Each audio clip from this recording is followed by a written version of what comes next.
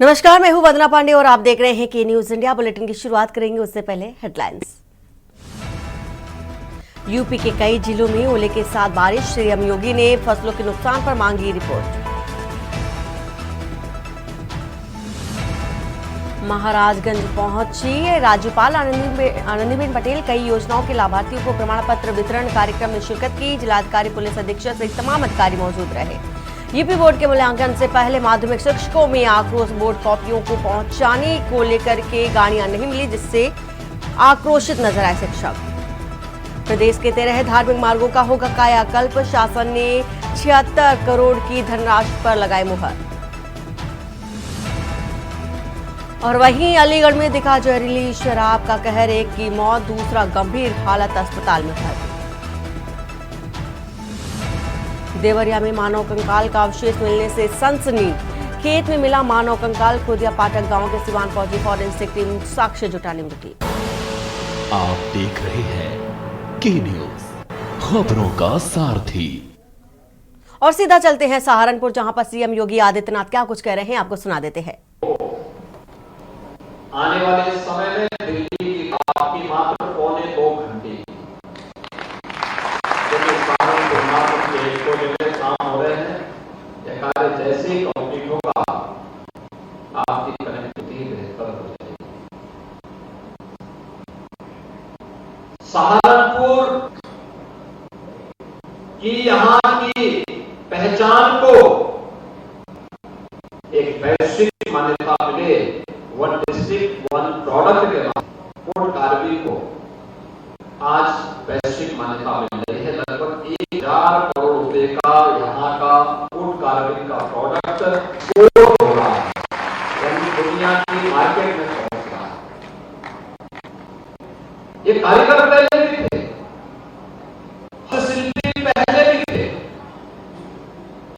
लेकिन पिछली सरकार को उन्हें वोट बैंक बनाने से ही फुर्सत नहीं थी। उनके उत्थान के लिए ईमानदारी पूर्वक प्रयास हो, उनको डिजाइन मिल सके, उनको टेक्नोलॉजी मिल सके, उनके पैकेजिंग की व्यवस्था हो सके और उनको एक्सपोर्ट की भी प्राप्त हो सके।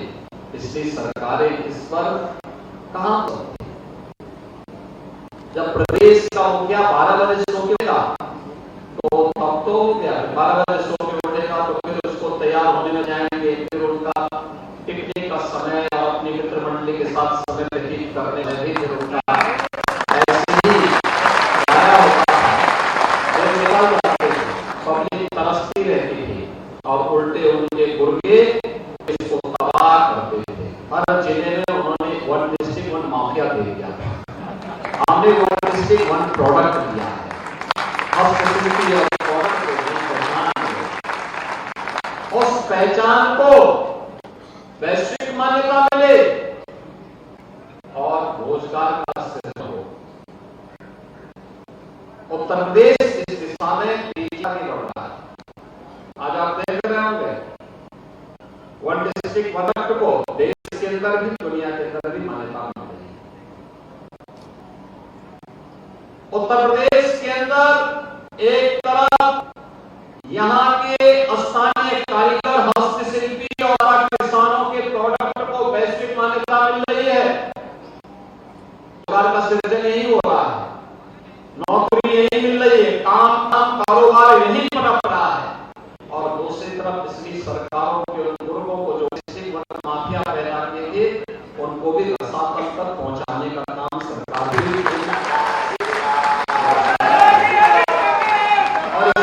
भाइयों, आज हम लोग एक नई स्कीम के साथ आपके बीच आए हैं, जो आपकी पहचान, आपकी उद्योग सम्मान मिले,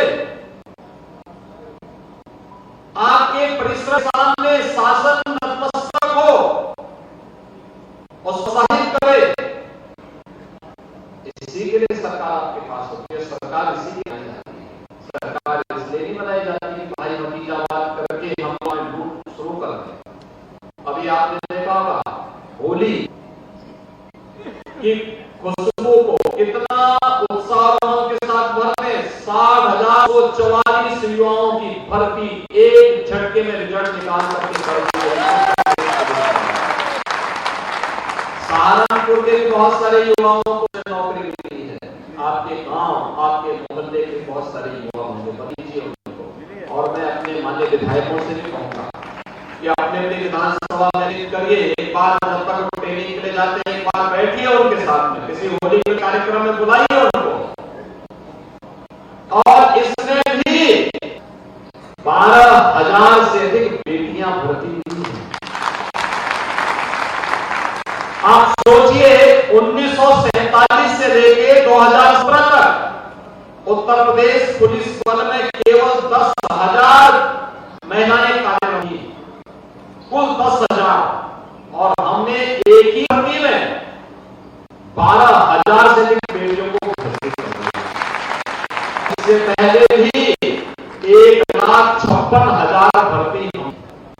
अब मुझे बताओ, जो लोग अपने समय में भाई विवाद के कारण कुछ नहीं कर पाते थे, वे कहते हैं भर्ती कहां हो रही है। अरे देखो ने 244 क्या है, ये भी भर्ती है। और इससे 7.5 लाख उत्तर प्रदेश के नौजवानों को सरकारी नौकरी तो दी गई, वह भी भर्ती। तो अभी आप सुन रहे थे सीएम योगी आदित्यनाथ को, जिन्होंने तमाम बड़ी बातें कही। अब बढ़ते हैं खबरों की ओर। बसपा सुप्रीमो मायावती का बड़ा बयान सामने आया है। खबर आपको बता रहे हैं, बसपा सुप्रीमो मायावती ने बड़ा बयान दिया है। उन्होंने कहा है कि पार्टी को कमजोर नहीं होने दूंगी। इसी के साथ ही रिश्ते नाते पार्टी के आड़े हाथ नहीं आएंगे।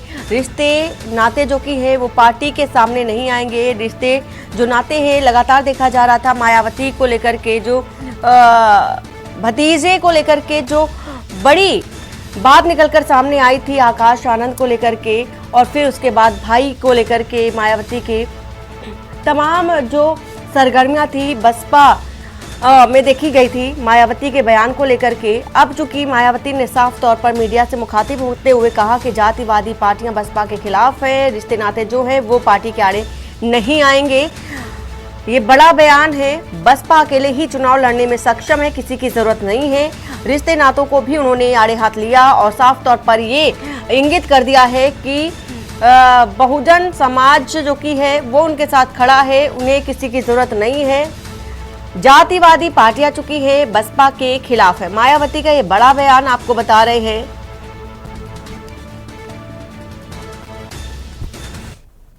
और महाराजगंज से खबर, जहां पर राज्यपाल आनंदीबेन पटेल पहुंची महाराजगंज और कलेक्ट्रेट परिसर पहुंची राज्यपाल आनंदीबेन पटेल कई योजनाओं के लाभार्थियों को प्रमाण पत्र भी वितरित किया।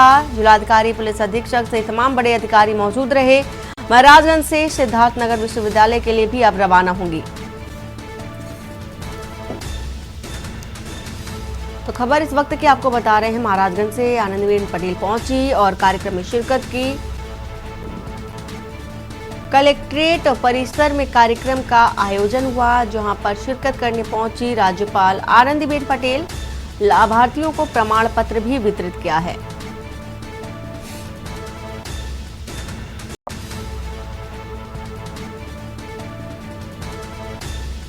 तो वहीं महाराजगंज में 3 घंटे रुकने के बाद सिद्धार्थनगर के लिए भी रवाना होंगी।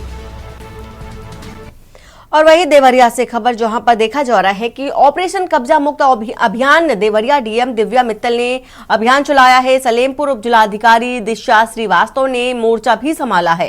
इसी के साथ ही तहसील सलेमपुर के करौता गांव में मोर्चा संभाला। उपजिलाधिकारी ने चकमाक से अवैध जो कि कब्जा था उसे हटाया है, साथ ही भूमि को ग्राम प्रधान को सुपुर्द भी किया है।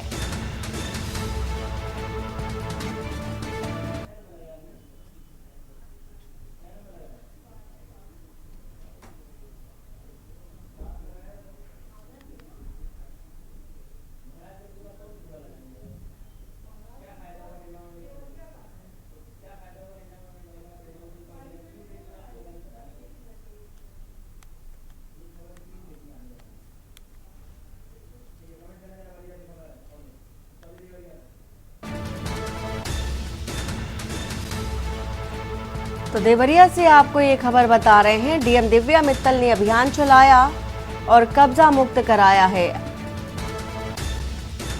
तो सलेमपुर उप जिलाधिकारी दिशा श्रीवास्तव ने भी मोर्चा संभाला और तहसील सलेमपुर के करौता गांव में ये मोर्चा संभालते नजर आई और इसी के साथ ही उप जिलाधिकारी ने ट्रैक्टर चला करके चकमाक से अवैध कब्जा हटाया है और वहीं भूमि को ग्राम प्रधान के सुपुर्द भी कर दिया है।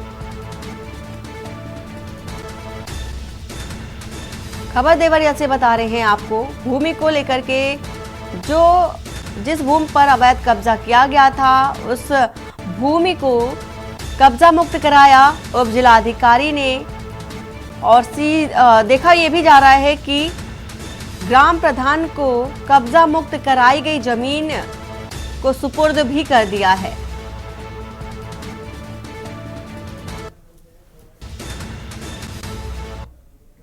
और इसी बीच आ रही है राजधानी लखनऊ से खबर, जहां पर मोहनलालगंज में बड़ा हादसा हुआ है।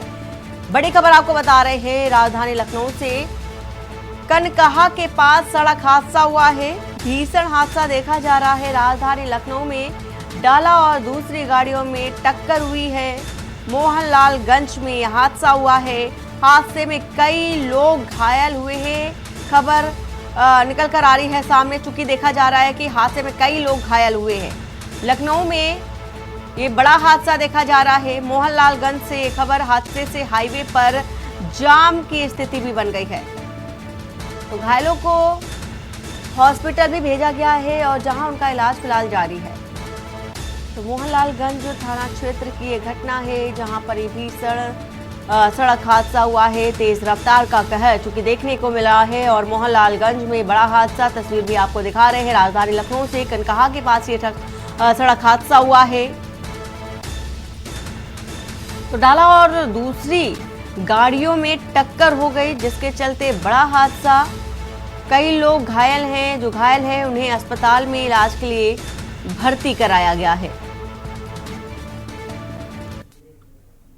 और ये तस्वीर आपको दिखा रहे हैं राजधानी लखनऊ से, भीषण हादसे का शिकार हुए हैं कई लोग। कनकहा का ये मामला, मोहनलालगंज क्षेत्र में बड़ा हादसा, डाला और दूसरी ओर से आ रही गाड़ियों में जबरदस्त भिड़ंत हुई और इस भिड़ंत के चलते कई लोग घायल हो गए हैं और जो घायल हैं उन्हें अस्पताल में भर्ती कराया गया है इलाज के लिए। तस्वीर आपको दिखा रहे हैं हादसे की, तेज रफ्तार का चूंकि कहर देखा गया, कई लोग घायल हैं। तो डाला और दूसरी ओर से आ रही गाड़ियों के बीच ये जबरदस्त टक्कर हुई है। शिवा शर्मा इसी खबर पर है। शिवा, क्या कारण रहा इस बड़े हादसे को लेकर के? देखिए, अभी फिलहाल वजह नहीं पता लगी है, लेकिन ये बात है कि एक पिकअप डाला और बोलेरो कार में आपस में टक्कर हुई थी। मोहनलालगंज का कनका इलाका है जो नेशनल हाईवे है, वहां पर ये दोनों के आपस में भिड़ंत हुई थी और पिकअप डाला पे जो ड्राइवर था उसके साथ साथ उस डाले में कई लोग सवार थे जिनको गंभीर चोटें आई है और बोलेरो कार पे जितने भी लोग सवार थे उनको गंभीर चोटें आई हैं। सड़क हादसा इतना ज्यादा भीषण था कि इलाके में अफरा तफरी मच गई। वहां की जो रफ्तार थी गाड़ियों की वहां पर थम गई और कुछ गाड़ियां आपस में टकरा गई जिससे लोग घायल हुए। तो असल में जो घायलों की संख्या है वो 7 से 8 से ज्यादा लोगों की है। फिलहाल पास ही सबको एक सरकारी अस्पताल में भेजा गया है, कुछ लोगों को रेफर किया गया है निजी अस्पताल में। लेकिन इस घटना के बाद से कहीं ना कहीं एक जो चोटिल होने की जो संख्या है वो और ज्यादा बढ़ सकती है। तो मोहनलालगंज पुलिस और जो बाकी अन्य लोग थे जो स्थानीय ग्रामीण थे, उन्होंने रेस्क्यू ऑपरेशन कर उस गाड़ी को, वहां के छोटे लोगों को वहां से हटाया, किनारे लेके आया और एक एक गाड़ी करके निजी प्राइवेट वाहनों को रोक करके उनको अस्पताल में भर्ती कराया। अभी फिलहाल किस वाहन की किस तरीके से गलती है ये एक जांच का विषय है, लेकिन अभी जितने भी घायल लोग हैं उनको प्राइमा फेसी फर्स्ट एड दिया जा रहा है, उनका अस्पताल में इलाज चल रहा है। बहुत शुक्रिया शिवा पूरी जानकारी देने के लिए। राजधानी लखनऊ से आपको ये खबर बता रहे हैं, कनकहा क्षेत्र का ये मामला जहां भीषण हादसा हुआ है, मिनी ट्रक और दूसरी ओर से आ रही गाड़ियों के बीच ये टक्कर हुई है।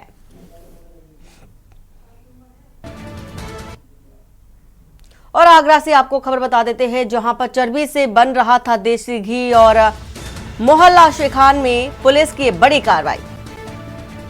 3 घरों में हो रहा था अवैध पशु कटान, भारी मात्रा में चर्बी निर्मित घी के टीन बरामद किए गए, भारी मात्रा में खाल और मांस भी बरामद किए गए हैं। वहीं पुलिस ने 3 आरोपियों को गिरफ्तार भी कर लिया है।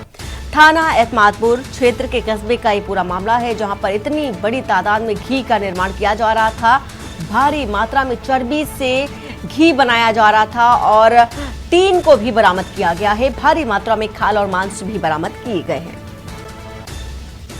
तो बड़ी खबर आपको बता रहे हैं इस वक्त की पुलिस ने 3 आरोपियों को फिलहाल गिरफ्तार कर लिया है।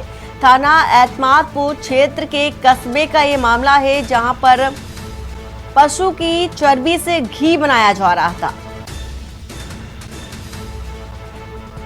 तो मोहल्ला शेख खान में पुलिस की ये बड़ी कार्रवाई। 3 घरों में अवैध पशु कटान भी किया जा रहा था। भारी मात्रा में चर्बी निर्मित घी के टीन को भी बरामद किया गया है। एक एतमादपुर थाना क्षेत्र में कस्बे में एक पूर्व में शिकायत भी हुई थी कि अवैध पशुओं का कटान किया जा रहा है। इस शिकायत पे उस समय में भी दबिश दी गई थी, लेकिन उस समय कुछ ऐसा नहीं मिला था जी। तभी से मुखबिर लगाए गए थे। उनकी आज सूचना मिली सुबह भोर में कि मोहल्ले में कुछ पशुओं को ला करके अवैध कटान किया जा रहा है। इस सूचना पे तत्काल पुलिस टीम मौके पे पहुंची। तो वहाँ 3 घरों की तलाशी ली गई। शेखान मोहल्ला है वहाँ पे। उन 3 घरों में एक घर में भैंस की खाल और काटने के औजार तथा बाकी 2 जगह भी काटने के औजार और तराजू और जिससे कि बिक्री की जाती थी तौल की। और अजेंद्र चौहान इसी खबर पर हैं। अजेंद्र, इतनी भारी मात्रा में पशु कटान भी किया जा रहा था और पशु की चर्बी से घी बनाया जा रहा था, क्या है पूरी जानकारी और अभी तक की अपडेट क्या है? देखिए वंदना, बड़ी कार्रवाई मानी जाएगी आगरा पुलिस की। और थाना एतमादपुर इलाके में अवैध पशु कटान के साथ साथ एक सबसे बड़ी हैरानी वाली बात यह कि देसी घी बनाया जा रहा था, यानी कि जानवरों की चर्बी से देसी घी बनाया जा रहा था। और उसकी जब बात मुखबिर के द्वारा सूचना मिली और सूचना पर पुलिस ने कार्रवाई की। कार्रवाई में तमाम जो इक्विपमेंट हैं, जो पशुओं को काटने के औजार हैं, वो वहां पर मिले हैं। भारी मात्रा में मीट बरामद हुआ है और वहीं दर्जनों की संख्या में देसी घी के टीन, जो कि मधुश्री और एक चंबल नाम के ब्रांड के यहाँ पर देसी घी के टीन पाए गए हैं। तो ऐसा नहीं है कि ये काम कोई नया चल रहा था, काफी दिन से पुराना ये काम चल रहा था। अब फिलहाल कार्रवाई की गई है, पुलिस की कार्रवाई मानी जरूर जा रही है। लेकिन एक बात यह है कि जिस तरह से जहर बेचा जा रहा है, आम जनता पब्लिक के बीच में जिस चीज का उपयोग किया जाता है, जो डेली सेवन की जो चीजें हैं, वो जहर के रूप में यहाँ पर बेची जा रही है। क्योंकि जिस तरह से केमिकल मिलाकर ये चर्बी में घी बनाया जा रहा है, तो ये आम जनता के लिए काफी नुकसानदायक है। बिल्कुल अजेंद्र, आम जनता के लिए तो नुकसानदायक है ही, लेकिन इतने दिनों से ये कार्य चल रहा था, लेकिन पुलिस की निगाह से अलग हटके ये काम चल रहा था। तो पुलिस की नजर इस पर कैसे पड़ी और इतने दिनों से जो ये कार्य चल रहा था, इस पर प्रतिबंध क्यों नहीं लगाया गया? देखिए वंदना, अवैध पशु कटान पूरी तरह से है। उत्तर प्रदेश के मुखिया योगी आदित्यनाथ ने साफ तौर से कह रखा है। और लेकिन आज जिस तरह से ये बताया गया कि मुखबिर ने एक सूचना दी कि 3 घरों में पशुओं का अवैध कटान चलता है और घी बनाया जाता है। उसके बाद स्थानीय पुलिस ने टीम के साथ छापेमार कार्रवाई की। वहां पर जो चीजें बरामद हुई और तमाम चीज बरामद हुई है, 3 लोग हिरासत में लिए हैं। एसीपी एतमादपुर पीयूष कांत का कहना है कि चीजें बरामद की गई हैं। इन लोगों से पूछताछ जारी है। जो आरोपित हैं, जो हिरासत में ले गए, उनसे पूछताछ जारी है कि आखिर इनके गैंग में कौन कौन लोग हैं। और उसके बाद ही जो कार्रवाई है, वह किन लोगों के खिलाफ कार्रवाई होगी, वो पूछताछ के बाद ही पता चल पाएगा। जी, बहुत शुक्रिया अजेंद्र पूरी जानकारी देने के लिए। 3 घरों में अवैध पशु कटान किया जा रहा था और पुलिस की बड़ी कार्रवाई देखी जा रही है। और वही रायबरेली से आ रही है खबर, जहां पर दबंगों पर पत्रकार से मारपीट का आरोप है। राज्य मान्यता प्राप्त पत्रकार व उनके परिजनों से मारपीट। पत्रकार राजवीर यादव की पत्नी और साली से छेड़छाड़ का आरोप। दबंगों पर गाड़ी के शीशे तोड़ने का भी आरोप लगा है। गाड़ी का गेट खुलने के बाद हुई तू मैं फिर मारपीट हुई और श्री रामपाल कुल्ले यादव समेत 10 से 15 अज्ञात पर मुकदमा भी दर्ज कर लिया गया है। ऊंचाहार कोतवाली पुलिस ने मुकदमा दर्ज कर लिया है। फिलहाल ऊंचाहार कोतवाली क्षेत्र के उस रैना गांव के पास की ये घटना बताई जा रही है, जहां पर पत्रकार और उनके पारिवारिक सदस्यों के साथ मारपीट की गई है।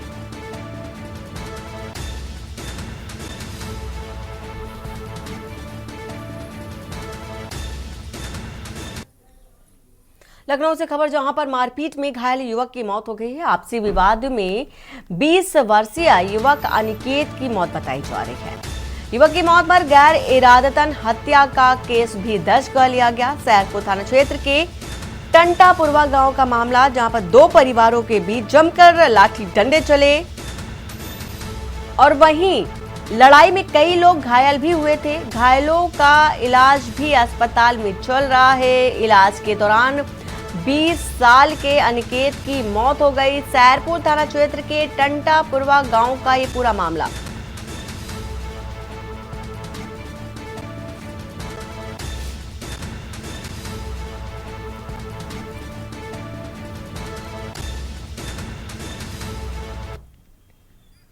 और वहीं देवरिया से खबर, जहां पर मानव कंकाल का अवशेष मिलने से फैली सनसनी। खेत में मिला मानव कंकाल का अवशेष। फॉरेंसिक टीम ने साक्ष्य संकलित किया है और पुलिस अधीक्षक ने घटनास्थल का निरीक्षण किया। पुलिस ने मानव कंकाल अवशेष को पोस्टमार्टम के लिए भेज दिया है। खुदिया पाठक गांव के सिवान का ये पूरा मामला बताया जा रहा है।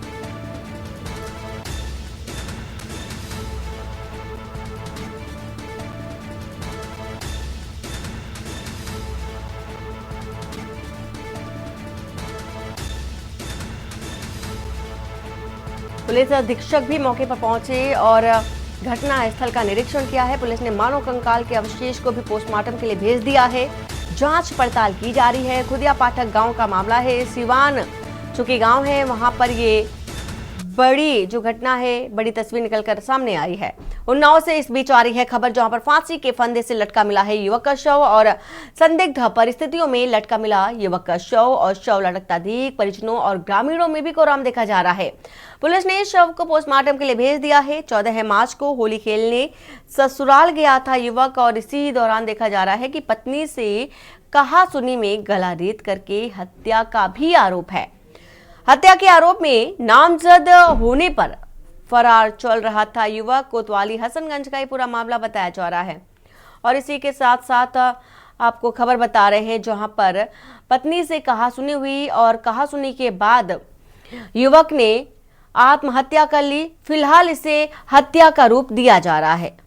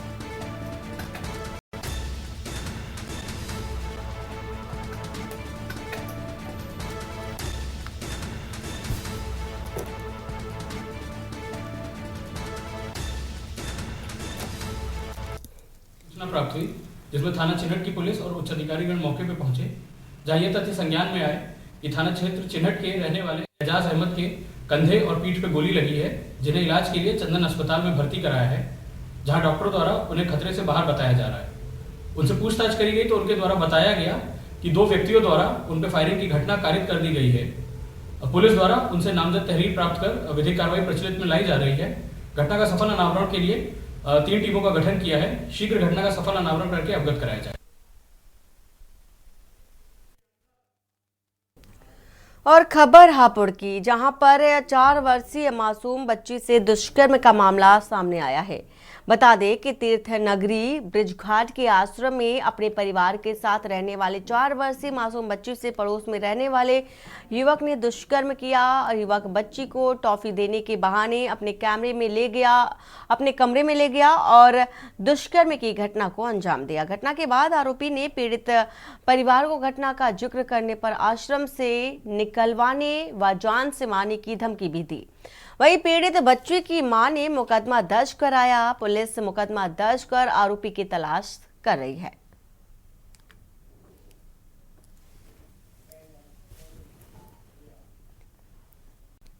और यूपी के हाथरस स्थित पीसी बगला डिग्री कॉलेज के चीफ प्रॉक्टर रजनीश पर कॉलेज की छात्राओं के साथ यौन शोषण का आरोप लगा है।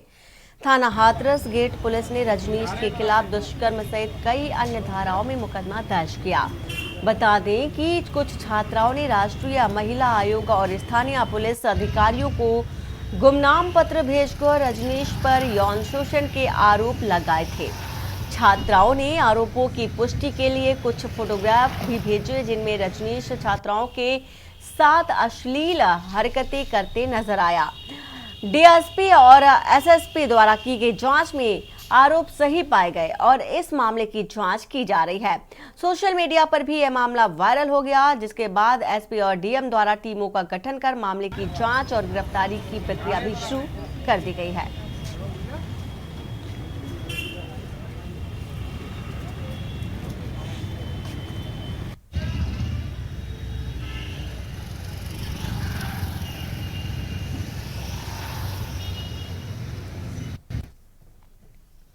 और वहीं उन्नाव से खबर, जहां पर फांसी के फंदे से लटका मिला युवक का शव।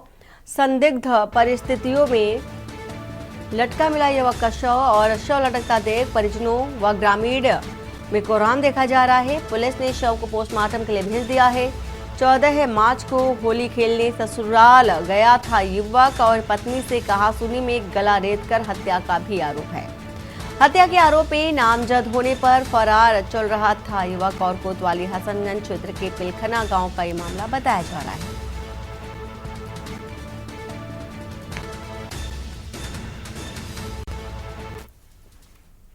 और लखनऊ के चुनट इलाके में रविवार को विधायक चौराहे के पास बाइक सवार 3 नकाबपोश बदमाशों ने ट्रांसपोर्टर और कारोबारी पर ताबड़तोड़ फायरिंग कर दी। फायरिंग करते हुए हमला कर दिया और फरार हो गए। घटना से इलाके में अफरा तफरी मच गई। इलाकाई लोगों ने घायल दोनों युवकों को निजी अस्पताल में भर्ती कराया। सूचना पर पहुंचे पुलिस अफसरों ने जांच पड़ताल शुरू की तो पता चला कि पुराने विवाद को लेकर बाइक सवार बदमाशों ने ट्रांसपोर्टर को मारने की नीयत से फायरिंग की, लेकिन बीच बचाव करने पर कारोबारी भी गोली का शिकार हो गया। थाना चिन्हट को एक फायरिंग की सूचना प्राप्त हुई, जिसमें थाना चिन्हट की पुलिस और उच्च अधिकारीगण मौके पर पहुंचे। जहां यह तथ्य संज्ञान में आए कि थाना क्षेत्र चिन्हट के रहने वाले एजाज अहमद के कंधे और पीठ पर गोली लगी है, जिन्हें इलाज के लिए चंदन अस्पताल में भर्ती कराया है, जहां डॉक्टरों द्वारा उन्हें खतरे से बाहर बताया जा रहा है। उनसे पूछताछ करी गई तो उनके द्वारा बताया गया कि 2 व्यक्तियों द्वारा उन पर फायरिंग की घटना कारित कर दी गई है। पुलिस द्वारा उनसे नामजद तहरीर प्राप्त कर विधिक कार्रवाई प्रचलित में लाई जा रही है। घटना का सफल अनावरण के लिए 3 टीमों का गठन किया है। शीघ्र घटना का सफल अनावरण करके अवगत कराया जाए। और हापुड़ से खबर बता देते, जहां पर लापता किसान का शव मिला है। 14 मार्च को खेत पर गया था मृतक किसान। मृतक नेम के शरीर पर मिले चोट के निशान। हत्या कर शव रजवाहे में फेंकने की आशंका है और मृतक के भाई ने पुलिस को इस बात की तहरीर दी। पुलिस ने शव को पोस्टमार्टम के लिए भेज दिया है। कोतवाली पिलखुआ के सीखेड़ा रजवाहे की घटना बताई जा रही है।